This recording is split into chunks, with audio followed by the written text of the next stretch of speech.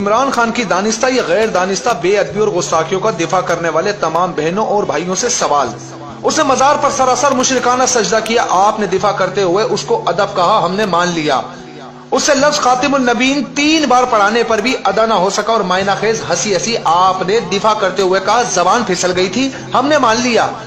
اس نے کہا کہ میں اللہ کو ہدایت کرتا ہوں، آپ نے دفاع کرتے ہوئے کہا اس کا یہ مطلب نہیں تھا، ہم خاموش ہو گئے۔ اس نے کہا عیسیٰ علیہ السلام کا تاریخ میں ذکر نہیں ملتا، کم ملتا ہے، آپ نے دفاع کرتے ہوئے کم علمی کہا، ہم نے مان لیا اور ہم خاموش ہو گئے۔ اس نے کہا رسول اللہ صلی اللہ علیہ وآلہ وسلم نے ایک بار کہا کہیں میں پاگل تو نہیں ہو گیا، آپ نے دفاع کرتے ہوئے پھر کم علمی کا کہا، ہم خاموش ہو گئے۔ اس نے کہا کہ اللہ مجھے ایسے تیار کر رہا ہے جیسے نبی کو تیار کیا تھا، آپ نے دفاع کرتے ہوئے تعبیر کی غلطی کا، ہم نے مان لیا۔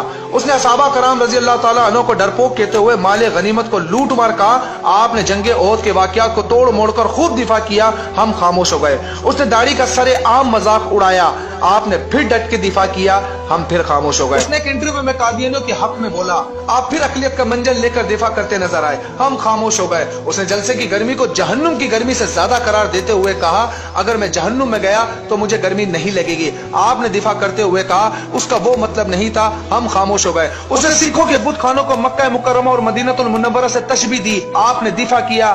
اب اس نبی کریم صلی اللہ علیہ وسلم کی ذات پر اس نے پھر جو لفظ استعمال کیا 2 دن پہلے اسپیچ کے اندر جو کوئی بھی مسلمان ادا نہیں کر سکتا، وہ اس نے استعمال کیا۔ آپ شخصیت پرستی میں اتنے اندھے ہو چکے ہیں، پھر دفاع کرنے لگ گئے، ان للہ و انا الیہ راجعون۔ اب سوال یہ ہے کہ یار کیا آپ مسلمان ہیں؟ اگر جواب ہاں میں ہے تو پیاری بہنوں اور بھائیوں، خدا کے لیے سیاست کو 1 منٹ سائڈ پر رکھتے ہوئے ہم سب صرف مسلمان بن کر سوچے کہ عمران خان کی ان تمام دانستہ اور غیر دانستہ غلطیوں کو ایک نارمل اور باشعور مسلمان درست سمجھ سکتا ہے؟ یہ سیاسی پارٹی بازی میں دنیا کے 2 ٹکے کی گھٹیا دلائل دے کر دفاع کر سکتا ہے؟ خدا کے لیے جان رب کو دینی ہے جس نے پیدا کیا ہے۔ سیاسی وابستگی اور معاملہ ضرور کرو لیکن خدا کے لیے سچ کو سچ اور غلط کو غلط کہنا سیکھو۔ روز محشر آپ کو دنیا کی یہ 2 ٹکے کی سیاسی وابستگی کام نہیں دینے والی، بلکہ آپ کا خالص ایمان اور اعمال کام آئیں گے، اور نبی مہربان صلی اللہ علیہ وآلہ وسلم کی شفاعت نے ہی بچانا ہے۔ اور یہ تو محشر کی بات ہے، جب قبر میں رسول اللہ سے ملاقات ہوگی اور سوال ہوگا ما کنت تقول فی ھذا الرجل، خدا نہ کرے اگر سرکار نے منہ پھیر لیا اور یہ کہہ دیا تو دنیا کے اندر اپنے لیڈر کا دفاع کر رہا تھا، جب میری ذات پر انگلیاں اٹھائی جا رہی تھی تو اس کا دفاع کر رہا تھا، میرے حق میں نہیں بولا۔ خدا نہ کرے کسی کے ساتھ یہ معاملہ ہو، اللہ رب ذوالجلال ہم سب کو اپنی پناہ میں رکھے۔